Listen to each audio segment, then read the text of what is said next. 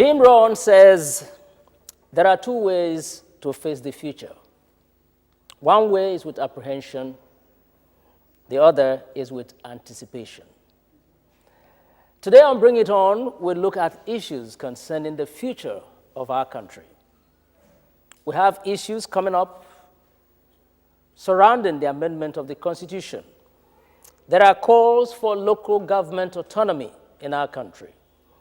There are calls for the devolution of power, that too much power is concentrated at the center. Let it come to the regions, let it come to the states. And of course, there is a call by the CBN governor for the federal government to take a look again at its workforce. 70% of its earnings, talking about the federal government, spent on salaries and benefits and entitlements. He says that's not the way forward for a country. And so the suggestion of reducing the workforce by 50%, which itself has generated some reactions. We'll look at these, and if time permits more, when the line opens, you'll be able to join us too and tell us what you think. Remember, you can join us on our social networks, www.yokos.com/bringitonlp or www.facebook.com/bringitonTV show. And my guest today, a legal practitioner, Malaki Uguamadu. Welcome to Bring It On. I'm delighted to be here again. And I have also Engineer Martin Sonovo, a political activist. Welcome to Bring It On. Thank you very much. Let's begin with the local government autonomy. We hear the president himself has declared his readiness to fight for full autonomy for local councils. And he says no meaningful development can be achieved in the country if the councils were not vibrant and not allowed to function. For now, we hear that somehow they are still under the control of the state governments. Do you think that is what's on ground? Well, to a large extent, yes, it is. Okay. But my response to this development would be one of a mixed bag, drawing from where we're coming from. Okay. The local government reform of 1976 did not envisage the character of crisis we have recorded at that level as to adopt holistically the solutions that are also proffered at the moment. The constitution that we operate today, the 99 Constitution of the Federal Republic of Nigeria, 1999 as amended, makes provision for the democratization of local government councils in Nigeria. What that presupposes is the full composition of a constituted power and government structure at that level. If you have that in mind, you cannot, in the same breath, be thinking of a regulated and controlled tier of government. What you are thinking, in effect, is an autonomous, independent tier of government that enjoys perhaps equal power and autonomy with other tiers of government.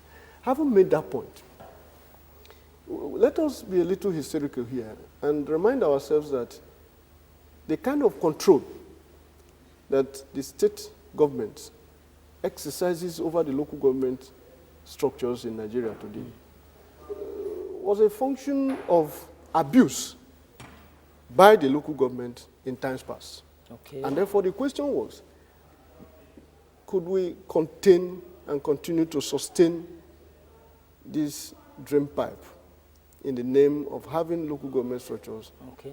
And to that extent, ideas were evolved to control them fiscally. And therefore, the creation of the joint accounts, as we all know it today, came into play. That way, they claim, I'm talking of the state governments, that they'll be able to exercise some supervisory role over the financial activities of the local government in such a way and manner as to reduce the abuse and then as to ensure maximum utilization of the funds that comes to them. Okay. The question today is that actually what is happening. So my response in saying that it is a misback is a reflection of these dimensions that I have, tried to expose. Okay, let me hear from Engineer Novo, because you are a political activist. What's your idea of autonomy for local government?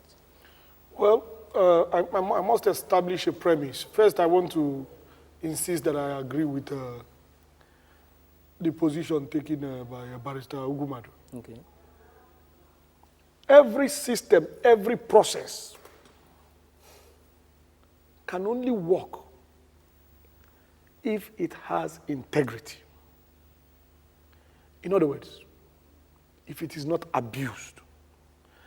Therefore, whatever system you adopt, as long as you have this ethical ambience where there is zero integrity, zero accountability, it will not work. I must make that very clear. We started with a parliamentary system. We claimed that the parliamentary system did not allow significant executive authority to implement developmental programs. That is why we dumped the parliamentary system, which we got from the British, and ran to the presidential system. Today, some of the people who justified the abandonment of the parliamentary system are now re-justifying the parliamentary system. Why? Because their diagnosis is wrong. It is not the system, it is the operators. The ethical ambience in Nigeria, whether you're a parliamentary system, whether you're a military system, whether you're running a plutocracy, whether you're running a presidential system, the ethical ambience is such that there is no system that will work. As is, Chief Rotimi Williams, in his valedictory positions, was very clear that even if you go to the sky and write a constitution and give it to rogues to implement, these issues, these controversies, these challenges will always be there. Now, we are amending a constitution without asking ourselves whether we know the meaning of a constitution, whether we comply with the procedures of a constitution. The constitution as it is today rightly states that you cannot spend outside the Appropriation Act. But we saw that happen during subsidy. Nigerian money was being spent like personal money. Yes. To a tune of 50% of the budget value. Even the bank bailout was not appropriated. Now, what are we telling ourselves? Without going too far, I'm just saying that reform just like every sector we have reformed. Reform the local system, government system 50 times. If the system doesn't have integrity, it will not work.